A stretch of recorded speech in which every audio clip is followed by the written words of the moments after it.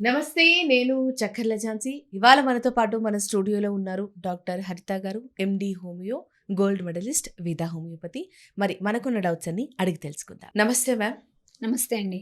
Ma'am, అసలు ఏ సమస్య గురించి చెప్పినా అది ఈ రోజు రేపుల్లో ఫుల్ కామన్ అయిపోయింది మ్యామ్. అందులో దానికి సంబంధించి హాస్పిటల్స్ కూడా చాలా పెరిగాయి. అదే ఇన్ఫర్టిలిటీ.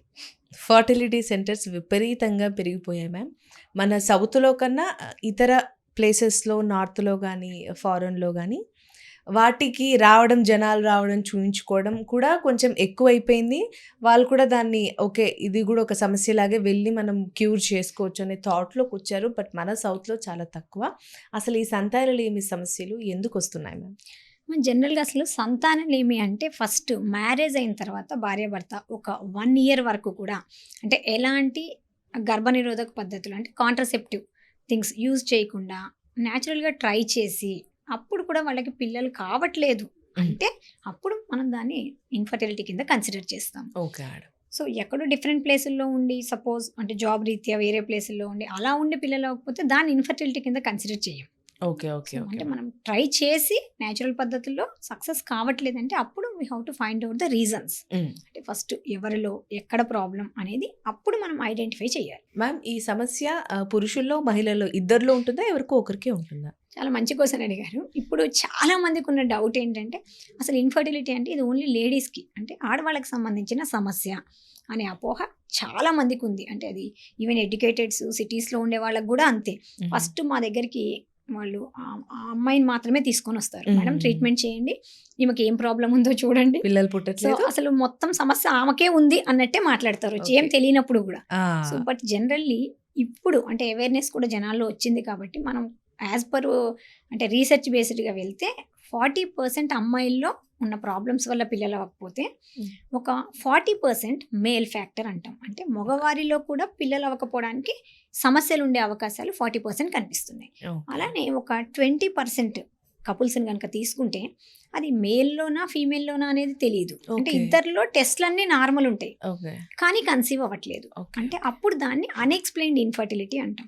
సో ఇప్పుడు ఓవరాల్గా చూసుకుంటే 40% అమ్మాయిల్లో ప్రాబ్లమ్స్ ఉంటే 40% అబ్బాయిల్లో ప్రాబ్లమ్స్ ఉన్నాయి. అంటే Equal గా ఈక్వల్ ఉంది. పర్సెంటేజ్లో ఉంది. బట్ జనాలకి అంటే కపుల్స్కి కానీ వాళ్ళ పేరెంట్స్కి కూడా ఈ విషయం మీద అవగాహన లేక ఒక 1-2 ఇయర్స్ అమ్మాయిలకే ట్రీట్మెంట్ చేయిస్తారు, ఖర్చు పెడతారు. అయిపోయిన తర్వాత చాలా ట్రీట్మెంట్ అయిపోయిందండి, ఇంకేం మిగలలేదు, ఇప్పుడు ఐవీఎఫ్ చేస్తారా అని అడుగుతారు వచ్చి. సో బట్ అసలు బేసికల్గా మనం గమనించాల్సింది ఏంటంటే ఫస్ట్ ప్రాబ్లం అమ్మాయిల్లో అబ్బాయిల్లో అనే కంటే ఇది ఎవరిని బ్లేమ్ చేసేది కాదు, అసలు ఎక్కడ సమస్య ఉంది అని ఒకసారి కనుక డాక్టర్ని అప్రోచ్ అయినట్టయితే వాళ్ళు ఎవరికి ఏం టెస్టులు చేయాలి అనేది మనం ఐడెంటిఫై చేసి ఎక్కడ ప్రాబ్లం ఉంటే దానికి రెక్టిఫికేషన్కి టెక్నాలజీ పెరిగింది కదా. అవును సో మేడం. ప్రతిదానికి సొల్యూషన్ ఉంది. Right madam.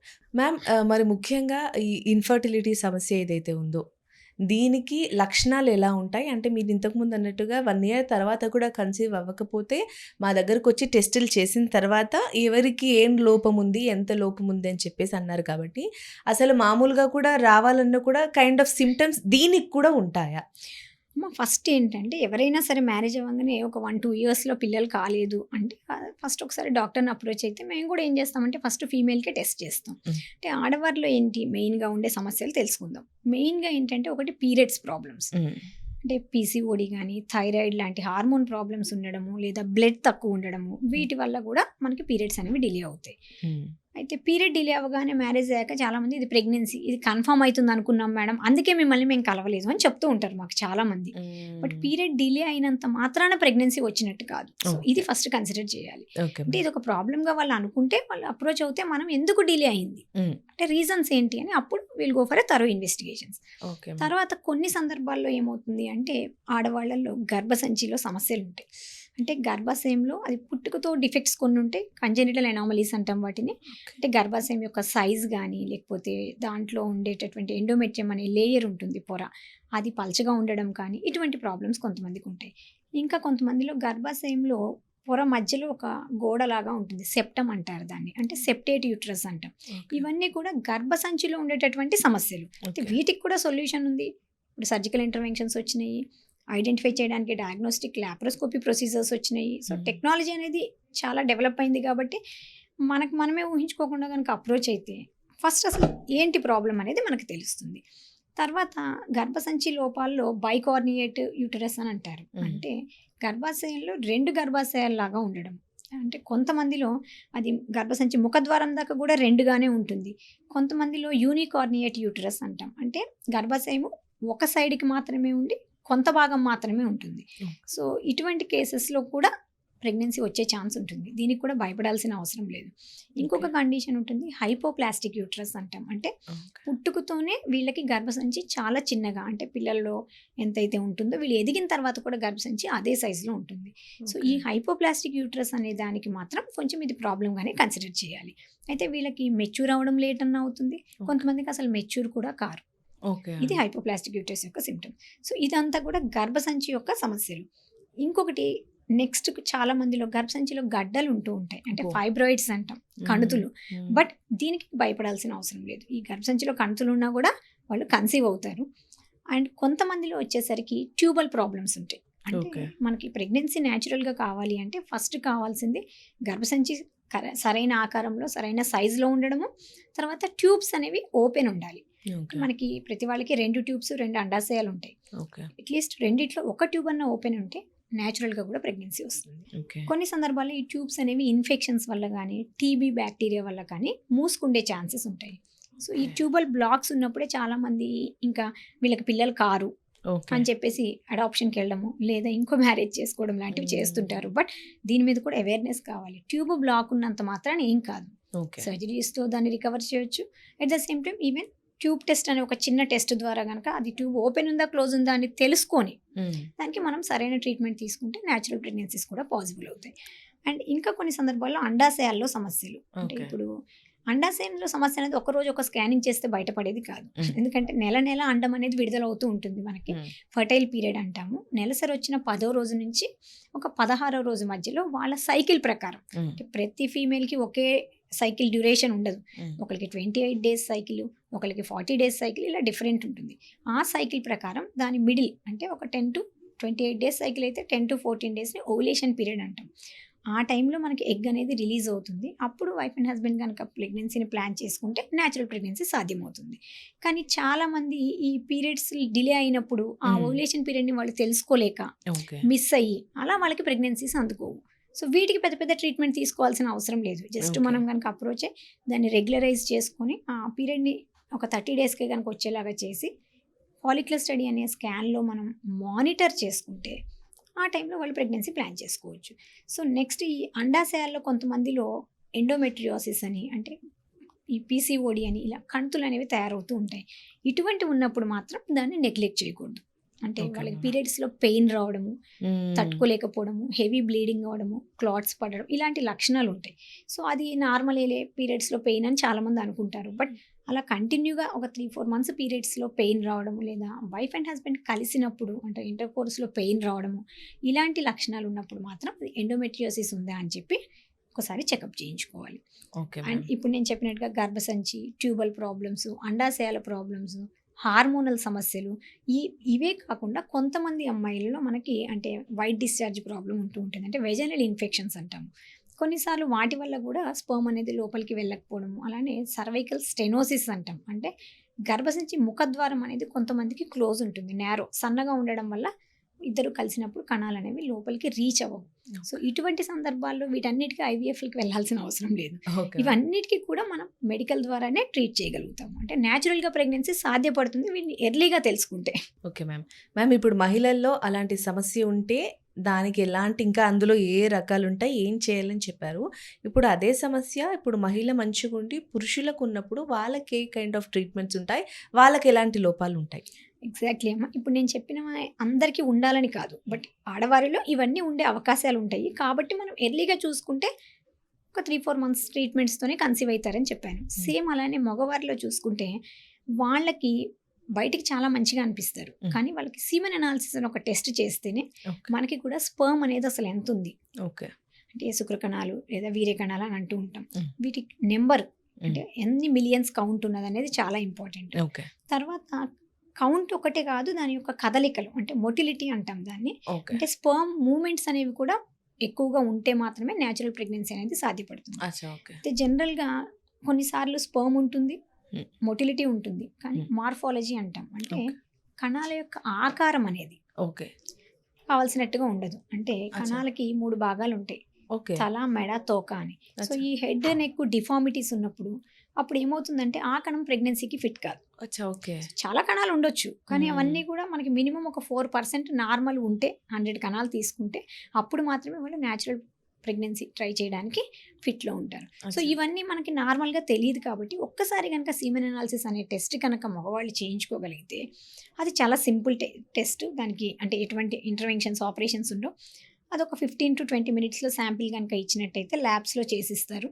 ఒక 1 అవర్లోనే రిపోర్ట్ కూడా ఇస్తారు. ఓకే. అందులో మనకి ఏదైనా ప్రాబ్లం కనిపిస్తే అప్పుడు వాళ్ళు కొన్ని మెడిసిన్స్ వాడుకుంటే సరిపోతుంది. ఓకే. అంటే వీరికి ఎలాంటి డైట్ గానీ అలా ఏం అవసరం లేదా మ్యామ్? డైట్ కూడా ఉంటుంది, బట్ ఏంటంటే ఈ కౌంట్ అనేది కొంత నేను చెప్పినట్టుగా అంటే తక్కువ ఉంటే దాన్ని ఆలిగోస్పర్మియా అంటాము. ఓకే. కొంతమందిలో మొటిలిటీ తక్కువ ఉంటుంది, దాన్ని యాస్థినోస్పర్మియా అంటాము. కొంతమందిలో ఆకారం తేడా ఉంటే టెరటోస్పర్మియా అంటాం. ఇలాంటి సందర్భాలలో వాళ్ళకి మెడిసిన్స్ ప్లస్ వాళ్ళ లైఫ్ స్టైల్ మోడిఫికేషను, అంటే ఆల్కహాల్ అవాయిడ్ చేయడము, స్మోకింగ్ అవాయిడ్ చేయడము, అలానే కొంచెము ఫ్యాట్ ఫుడ్ అవాయిడ్ చేయడము, టెస్టోస్టిరాన్ హార్మోన్స్ ఇంక్రీజ్ అయ్యేటటువంటి ఫుడ్స్ అంటే వాల్నట్స్ కానీ బాదం లాంటివి, ఎక్కువ డ్రై ఫ్రూట్స్ అండ్ వాటర్ ఎక్కువ తీసుకోవడము, బాడీలో హీట్ని తగ్గించుకోవడము, ఇలా కనుక వాళ్ళు చేయగలిగితే న్యాచురల్గా కూడా కొంతవరకు ఇంప్రూవ్ అవుతుంది. కానీ కొన్ని సందర్భాల్లో జీరో కౌంట్ అంటూ ఉంటాం, అంటే Okay. ఎజోస్పర్మియా అంటాం. ఓకే. అసలు టెస్ట్కి ఇచ్చినప్పుడు కౌంట్ ఉండదు వాళ్ళకి. అప్పుడు మాత్రం దాన్ని కొంచెం సీరియస్గా కన్సిడర్ చేయాలి. అప్పుడు న్యాచురల్ ప్రెగ్నెన్సీ అనేది అంత ఈజీ కాదు. అండ్ వాళ్ళకి అసలు ఎందుకు జీరో ఉంది అనేది ఫస్ట్ ఐడెంటిఫికేషన్, ఫర్దర్ ఇన్వెస్టిగేషన్స్ చేయాలి. అంటే వాళ్ళ హార్మోన్స్ చెక్ చేసుకోవాలి. తర్వాత ఈ జీరో ఉంటే దాంట్లో కొన్నిసార్లు అబ్స్ట్రక్టివ్, కొన్నిసార్లు నాన్ అబ్స్ట్రక్టివ్ ఎజోస్పర్మియా అంటాం. అంటే ఇది చాలా మందికి అవగాహన లేదు. జీరో అనగానే బయట నుంచి తీసుకోవాలేమో, వేరే వాళ్ళ కణాలు ఎక్కిస్తారేమో మాకు అనే అపోహ చాలా మందికి ఉంటుంది. సో ఈ జీరో అనేది కొన్నిసార్లు పుట్టుకతో అంటే డిఫెక్ట్ ఉండొచ్చు, దాన్ని నాన్ అబ్స్ట్రక్టివ్ అంటాం. అంటే పుట్టుకతో డిఫార్మిటీ ఉంటే దానికి ఎవరు కూడా ఏం చేయలేరు. దానికి కొన్ని ఇంటర్వెన్షన్స్ ఉంటాయి, అంటే టెస్టిక్యులర్ బయాప్సీ చేసుకొని అసలు వాళ్ళకి తయారీ ఉందా బాడీలో లేదా స్పర్మ్ ప్రొడక్షన్ అనేది తెలుసుకోవచ్చు. ఓకే. కానీ నాన్ అబ్స్ట్రక్టివ్లో ఏమవుతుందంటే లోపల ఉంటాయి, కానీ బయటికి రావడానికి కొన్ని ఇన్ఫెక్షన్స్ వల్ల కానీ ఈ స్పర్మాటిక్ ట్యూబ్ ఏదైతే ఉంటుందో అక్కడ కొంత స్వెల్లింగ్ రావడం వల్ల, లేకపోతే ఏదైనా ఇంజురీస్, దెబ్బలు తగలడం వల్ల కానీ, కొన్నిసార్లు వైరల్ మమ్స్ లాంటి వైరల్ ఫీవర్స్లో వాటి వల్ల కానీ అవి బ్లాక్ అయిపోతాయి. కొన్నిసార్లు వ్యారికోసీలు అంటే హైడ్రోసీల్ అని మగవారిలో కొన్ని రకాల అంటే టెస్టిస్కి సంబంధించినటువంటి కొన్ని సమస్యల వల్ల కూడా బ్లాక్ అయ్యే ఛాన్స్ ఉంటుంది. అప్పుడు కూడా వాళ్ళకి జీరో అనే చూపిస్తుంది. సో దానికి కంగారు పడక్కర్లేదు. అటువంటి సందర్భంలో వాళ్ళకి న్యాచురల్గానే వాళ్ళ స్పర్మ్ ఇంప్రూవ్ చేసేటటువంటి మెడిసిన్స్ అవైలబుల్ ఉంటాయి. మళ్ళీ అవి ఆ బ్లాకేజీని క్లియర్ చేయగలిగితే ఆ స్పర్మ్ అనేది బయటికి రిట్రైవ్ అయ్యే ఛాన్స్ ఉంటుంది. కాబట్టి వాళ్ళ ఓన్ జీన్తోనే వాళ్ళు కన్సీవ్ కూడా కావచ్చు. బట్ చాలా మందికి దీని మీద అవగాహన లేదు. Right ma'am. అందుకని భయపడిపోయి మేల్స్ ఏం చేస్తారంటే ఎక్కడ ఈ జీరో అనేది తెలుస్తుందో అని చెప్పి వాళ్ళు దాన్ని హైడ్ చేయడము, అంటే చెప్పకపోవడం ఇలాంటివి చేస్తూ ఉంటారు. బట్ ఇప్పుడు టెక్నాలజీ పెరిగింది, ప్రతిదానికి కూడా సొల్యూషన్ ఉంది. Okay ma'am. మ్యామ్ ముఖ్యంగా కొన్ని స్టేట్మెంట్స్ ఎలా ఉంటాయంటే అమ్మాయి 15 years నుంచి 30 years వరకు ప్రెగ్నెంట్ అయ్యే అవకాశాలు ఎక్కువగా ఉంటాయి, దాని తర్వాత చాలా కష్టం, కొంతమంది అసలు అవ్వవు అంటుంటారు. అబ్బాయిల విషయానికి వచ్చేస్తే వాళ్ళకి 30 నుంచి 60 వరకు ఎక్కువ కన్సీవ్ అంటే వాళ్ళు పేరెంట్స్ అయ్యే అవకాశాలు ఎక్కువగా ఉంటాయని చెప్పి ఇట్లా డివైడ్ చేస్తూ ఉంటారు మేడం. అది మరి ఎంతవరకు కరెక్ట్? మరి ఇప్పుడున్న డేస్లో మరి అమ్మాయిలకు 30 దాటినా కూడా పర్లేదా అనే కాన్సిక్వెన్సెస్లో ఎక్స్ప్లెనేషన్ మ్యామ్. చాలా మంచి క్వశ్చన్ అడిగారమ్మా. చాలా మంది ఏమంటారంటే మగవాళ్ళకి ఏజ్తో సంబంధం లేదు, ఎంత ఏజ్ అయినా కూడా వాళ్ళు అంటే ఫర్టిలిటీ పొటెన్షియల్ అనేది ఉంటుంది. బట్ ఆడవాళ్ళ విషయానికి వచ్చేటప్పటికి మనకి తొందరగా కన్సీవ్ కాకపోతే తర్వాత ప్రాబ్లం అవుతుంది అని చెప్తూ ఉంటారు. ఇది సహజంగా పేరెంట్స్ కూడా గైడ్ చేస్తుంటారు. అది కరెక్టే, కానీ ఎంతవరకు అంటే మేల్స్లో కూడా ఒక సర్టెన్ ఏజ్ దాటిన తర్వాత హార్మోనల్ స్ట్రెస్ వల్ల టెస్టోస్టిరాన్ లెవెల్స్ తగ్గే ఛాన్స్ ఉంటుంది. కానీ వాళ్ళకి ఏంటంటే అప్ టు 50-55 వరకు కూడా ఓకే. కానీ ఫీమేల్స్కి వచ్చేసరికి ఏమవుతుందంటే మనకి మెనార్కే తర్వాత చాలా హెల్తీగా ఉంటుంది. అండ్ అప్ టు 25 years వరకు, 25 to 30 is a potential age for pregnancy. ఆ టైంలో వస్తే మంచి క్వాలిటీ ఎగ్స్ వస్తాయి, హార్మోన్స్ కూడా అంటే సమతుల్యంలో ఉంటాయి. కాబట్టి ఏ పెద్ద ట్రీట్మెంట్స్ అవసరం లేకుండా న్యాచురల్గా కూడా ప్రెగ్నెన్సీ వచ్చే ఛాన్స్ ఉంటుంది. కానీ ఎప్పుడైతే ఏజ్ అనేది పెరుగుతుందో, అంటే ఈ మధ్య మనం చాలా చూస్తున్నాము, కెరియర్ ఓరియంటేషన్ కావచ్చు, లేకపోతే లేట్గా మ్యారేజ్ చేసుకోవడం కావచ్చు, అంటే రకరకాల సెటిల్ అవ్వాలి అనే ఆలోచన కావచ్చు, వీటి వల్ల ఏమవుతుందంటే అసలు మ్యారేజే లేట్ అవుతుంది. సో కాబట్టి ఎప్పుడైతే 30s ఎబోలో కనుక ఇలా లేట్ మ్యారేజెస్ చేసుకున్నప్పుడు ఆటోమేటిక్‌గా మనకి మెనోపాజ్‌కి అంటే 40, 45 మెనోపాజ్ ఏజ్ అయితుంది. సో, కాబట్టి ఏమవుతుందంటే ఆ టైంలో మనకి ఎగ్స్ యొక్క క్వాంటిటీ గానీ, ఎగ్స్ యొక్క క్వాలిటీ కానీ తగ్గిపోతూ ఉంటుంది. So, okay. కాబట్టి ఫీమేల్స్‌లో చెప్పాను ఏఎంహెచ్ అని ఒక హార్మోన్ ఉంటుంది.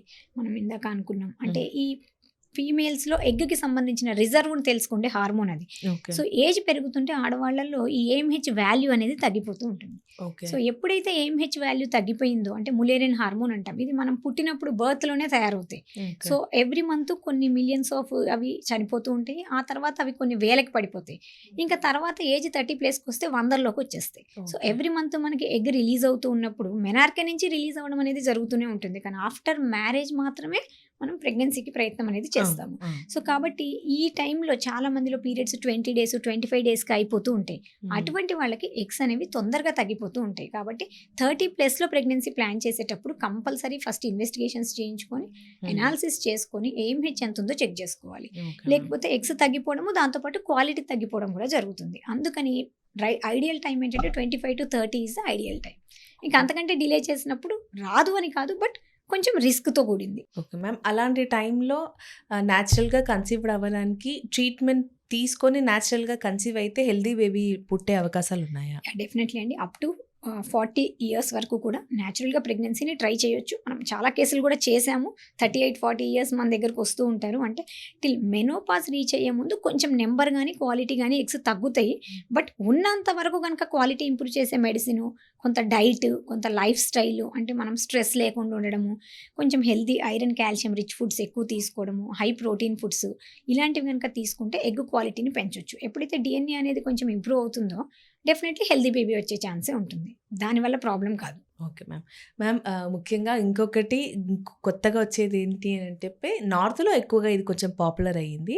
అండ్ వాళ్ళ కెరీర్ మీరన్నట్లుగా కెరీర్ గురించి లేకపోతే నాకిప్పుడే ఇంట్రెస్ట్ లేదు, నాకు కొంచెం లేట్‌గా చేసుకోవాలనే ఉద్దేశం ఉన్నప్పుడు ఎగ్‌ని ఫ్రీజ్ చేసుకోవచ్చు అని చెప్పేసి ముఖ్యంగా సెలబ్రిటీలు ఎప్పుడైతే ఇది వాడడం చేశారో తొందరగా జనాలకు ఎక్కుతుంది మ్యామ్. సో, మరి ఈ ప్రాసెస్ ఎంతవరకు కరెక్టు? ఎలా? ఏంటి? జనరల్‌గా అమ్మ అంటే కాంట్ బట్ అయితే తప్ప ఎగ్ ఫ్రీజింగ్‌ని మేమైతే ప్రిఫర్ చేయము. ఎందుకనంటే ఇది న్యాచురల్‌గా జరగాల్సిన ప్రాసెస్. సో, ఐడియల్ టైం ఏంటి? సపోజ్ ఇప్పుడు మీరు ఒకవేళ లేట్ మ్యారేజ్ చేసుకున్నారు. చేసుకున్నా కూడా చేసుకున్నప్పటి నుంచి within 3-6 months you can plan for your pregnancy. There is an option. అది కాదు ఇంకా లేట్ అంటే for example in case of second marriages కానీ అంటే సమ్ డైవర్స్ ఇష్యూస్ కావచ్చు. లేకపోతే గనక కొంతమంది మొత్తం సెటిల్ అయిన తర్వాత మ్యారేజ్ చేసుకునేటప్పటికి ఏజ్ పెద్దగా అయిపోతుంది. కాబట్టి నేను ముందే ప్రిజర్వ్ చేసుకోవాలి అంటే there is a preservative technique is there. ఈ ఎగ్ ఫ్రీజింగ్ అనేది ఐవీఎఫ్ ఎలా అయితే ఉంటుందో సేమ్ అదే ప్రొసీజర్ లాగా ఉంటుంది. బట్ 2 పెయిన్‌ఫుల్లా మ్యామ్? ఐవీఎఫ్, ఎగ్ లేదండి. ఐవీఎఫ్ అనేది ఎప్పుడు అంటే దాంట్లో ఎగ్‌కి మనం స్పెర్మ్‌ని కలిపి ఎంబ్రియోని తయారు చేస్తే దాన్ని మనం ఐవీఎఫ్ అంటున్నాం. హ్మ్. కానీ ఎగ్ ఫ్రీజింగ్‌లో ఇక్కడ స్పెర్మ్‌తో అవసరం లేదు. హ్మ్. ఓన్లీ ఒక ఫీమేల్ యొక్క ఎగ్స్ అనేవి మనము అవి పీరియడ్ వచ్చిన సెకండ్ డే నుంచి ఒక 10-12 డేస్ మధ్యలో మనకు అది మెచ్యూర్ అయ్యే టైం కాబట్టి ఆ డేస్ వరకు మెడిసిన్స్ ఇస్తారు. ఇచ్చిన తర్వాత ఎప్పుడైతే ఎగ్ మెచ్యూర్ అవుతుందో ఆ టైంలో మనం ఎనస్థీషియా ద్వారా ఆ ఎగ్స్‌ని పికప్ చేసి వాళ్ళు దాన్ని ఫ్రీజింగ్ చేసుకుంటారు. సో, ఇది ఫ్రీజింగ్ అనేది అప్ టు 10 ఇయర్స్ అట్లా మినిమం ఫ్రీజ్ చేసుకోవచ్చు. కాబట్టి ఇబ్బంది ఏమి ఉండదు. బట్ ఇప్పుడు మనకు ఐవీఎఫ్ సెంటర్స్ అనేవి చాలా వచ్చినాయి కాబట్టి ఎవరైనా ఇలాంటి కేసెస్ అంటే ఇది హార్డ్లీ చాలా తక్కువ కేసెస్ ఉంటాయి. వాళ్ళకి ముందే అంటే 30+, 35+ వచ్చినప్పుడు వాళ్ళు గనక ఇంకా లేట్‌గా చేసుకోవాల్సి వస్తుంది మ్యారేజ్ అని గనక అనుకుంటే అలాంటి సందర్భంలో ఎగ్ ఫ్రీజింగ్‌ని ప్రిఫర్ చేయొచ్చు. But otherwise we always prefer natural pregnancy is the better option. Yes ma'am. అసలు మన దగ్గర మన సౌత్‌లో ఆ థాటే ఉండదు. బట్ కొన్ని కాన్వర్సేషన్స్ చూస్తున్నప్పుడు మ్యామ్ న్యాచురల్‌గా చెప్పేస్తుంటారు. మామూలుగా ఇట్లా కామన్‌గా చెప్పేస్తూ ఉంటారు. డూ ఇట్, ఎగ్ ఫ్రీజ్ చేసేసుకో అనేసి. సో, ఆ కైండ్ ఆఫ్ వేలో అడిగాను. అండ్ ఇంకొకటి మ్యామ్ ఐవీఎఫ్ అనంగానే చాలా మందికి చాలా పెయిన్‌ఫుల్ ఉంటదది. చాలా ప్రాసెస్ ఉంటది. అది నువ్వు భరిస్తేనే చెయ్యాలి అని చెప్పేసి వింటూ ఉన్నాను మ్యామ్. అందులో ఎంత నిజం? అంటే బేసికల్‌గా ఐవీఎఫ్ అనేది భయమైంది కాదు. ఇట్స్ నాట్ పెయిన్‌ఫుల్ ప్రొసీజర్ అండి. బట్ అది ఎవరికి అంటే లైక్ ఇప్పుడు నేను చెప్పినట్టుగా న్యాచురల్ ప్రెగ్నెన్సీస్ సాధ్యపడకుండా అండ్ ట్యూబల్ బ్లాకేజెస్ ఉన్నవాళ్ళు అంటే సర్జికల్ ప్రొసీజర్స్‌లో కూడా వాళ్ళకి ఆ ట్యూబ్స్ అనేవి ఓపెన్ కానప్పుడు అలానే ఒకసారి నేను చెప్పినట్టు ఇప్పుడు ఇందాక మగవారిలో కనుక 0 కౌంట్ ఉండి అంటే ఈ అబ్స్ట్రక్టివ్ ఏదైతే ఉందో అది రిలీజ్ కాకుండా స్పెర్మ్ బయటికి రావట్లేదంటే వాళ్ళకి మైక్రోటీజా లాంటి ప్రొసీజర్స్ చేసుకొని అప్పుడు వాళ్ళ స్పెర్మ్ వాళ్ళ ఎగ్ కలవాలి కాబట్టి వాళ్ళు న్యాచురల్‌గా కలిసే ఛాన్స్ లేనప్పుడు ఐవీఎఫ్ ఈస్ ద ప్రిఫరబుల్. అచ్చా! కానీ అలా కాకుండా అన్నీ మామూలుగానే ఉండి చిన్న చిన్న లోపాలుంటాయి. వాటికి మనం హోమియోపతి మందులతో చాలా ఈజీగా ట్రీట్మెంట్ చేయగలుగుతాం. అసలు ఐవీఎఫ్ దాకా వెళ్ళాల్సిన అవసరం లేదు. ఇంకోటి ఏంటంటే ఐవీఎఫ్ ఈజ్ నాట్ 100%. ఓకే. ఐవీఎఫ్లో success only 50%. That too advanced ఏజ్లో వెళ్తే సక్సెస్ పర్సెంటేజ్ ఇంకా తగ్గిపోతూ ఉంటుంది. సో కాబట్టి ఐవీఎఫ్ అనేది ఇన్వెంట్ చేసింది ఎవరి కోసము అంటే who has the tubal blockages and endometriosis అనే కండిషన్ ఉండి, అంటే ఎగ్స్ బాగా తగ్గిపోయి కొన్నిసార్లు డోనార్ ఎగ్తో డిపెండ్ అవ్వాల్సిన సిచ్యువేషన్ వస్తుంది. అంటే వాళ్ళకి మేబీ డిఫరెంట్ రీజన్స్తో ఓవరీస్ రిమూవ్ చేయాల్సి రావడం కానీ, లేకపోతే కనుక ఈ ఎండోమెట్రియాటిక్ సిస్ట్లు ఎక్కువగా ఉండడం వల్ల ఎగ్ అనేది బయటికి రిలీజ్ కాకపోతే, ఇలాంటి సందర్భాల్లో ఐవీఎఫ్ అనేది నీడెడ్. కానీ ఇప్పుడు మన వాళ్ళు ఏమనుకుంటున్నారంటే అసలు ఒక 3-4 నెలలు ప్రెగ్నెన్సీ మందులు వాడి అవ్వకపోతే ఐవీఎఫ్కి వెళ్తే అయిపోతుంది. So but it is a wrong notion. అలా కాదు. ఐవీఎఫ్ అనేది కొన్ని ఇండికేటెడ్ కేసెస్లో మాత్రమే అడ్వైస్ చేస్తారు డాక్టర్స్. ప్రతి కేసులో ఐవీఎఫ్ చేయాల్సిన అవసరం లేదు. Right ma'am. ఓవరాల్‌గా అసలు సంతానం లేని సమస్య అసలు ఎందుకొస్తుంది? ఎవరికొస్తుంది? అంటే పురుషులకు, మహిళలకు ఇద్దరికొస్తుందా? వాళ్ళకి ఎలాంటి కైండ్ ఆఫ్ ట్రీట్మెంట్స్ ఉన్నాయి? అసలు ఎలా ముందుకెళ్తే బాగుంటుంది? అనే దాని గురించి చాలా బాగా వివరించారు మేడం. ధన్యవాదాలు. థ్యాంక్స్ అమ్మా.